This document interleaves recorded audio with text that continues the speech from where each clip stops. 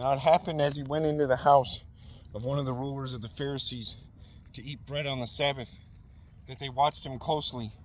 And behold, there was a certain man before him who had dropsy. And Jesus answering spoke to the lawyers and Pharisees, saying, Is it lawful to heal on the Sabbath? But they kept silent. And he took him and healed him and let him go. Then he answered them, saying, Which of you, having a donkey or an ox that has fallen into a pit, will not immediately pull him out on the Sabbath day? And they could not answer him regarding these things. So he told a parable to those who were invited, when he noted how they chose the best place, saying to them, When you are invited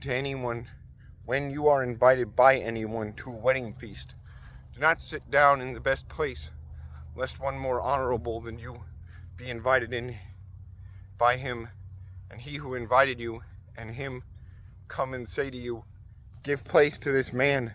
But when you are invited, go, sit down in the lowest place, so that when he who invited you comes, he may say to you, Friend, go up higher. Then you will have glory in the presence of those who sit at the table with you. For whoever exalts himself will be humbled, and he who humbles himself will be exalted. Then he also said to him who invited him, When you give a dinner or a supper, do not ask your friends, your brothers, your relatives, nor rich neighbors, lest they also invite you back and be repaid. But when you give a feast, invite the poor, the maimed, the lame, the blind, and you will be blessed, because they cannot repay you, for you shall be repaid at the resurrection of the just. Now when one of those who sat at the table with him heard these things, he said to him, Blessed is he who shall eat bread in the kingdom of God. Then he said to him, A certain man gave a great supper, and invited many, and sent his servant at supper time to say to those who were invited, Come, for all things are now ready.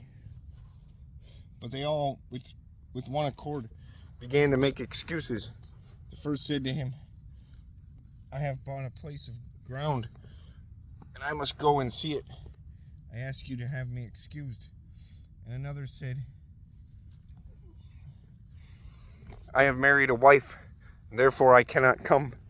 So that servant came and reported these things to the master. Then the master of the house, being angry, said to his servant, Go out quickly into the streets and lanes of the city, and bring in here the poor and the maimed and the lame and the blind. And the servant said, Master, it is done as you commanded, and still there is no room. And the master said to the servant, Go out into the highways and hedges, and compel them to come in, that my house may be filled.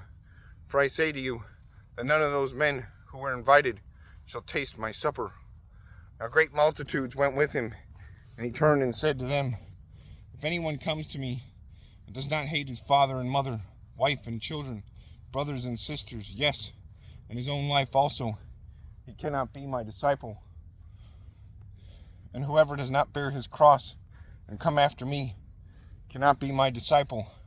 For which of you, intending to build a tower, does not sit down first and count the cost, whether he has enough to finish it, lest after he has laid the foundation and is not able to finish, all who see it begin to mock him, saying, This man began to build and was not able to finish. Or what king going down first or what king going to make war against another king does not sit down first and consider whether he is able with 10,000 to meet him who comes against him with 20,000? Or else, while the other is still a great way off, he sends a delegation and asks conditions of peace. So likewise, whoever of you does not forsake all that he can. So likewise, whoever of you does not forsake all that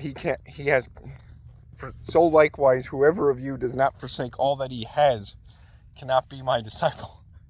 Salt is good, but if the salt has lost its flavor, how shall it be seasoned? It is neither fit for the land nor for the dunghill, but men throw it out. He who has ears to hear, let him hear.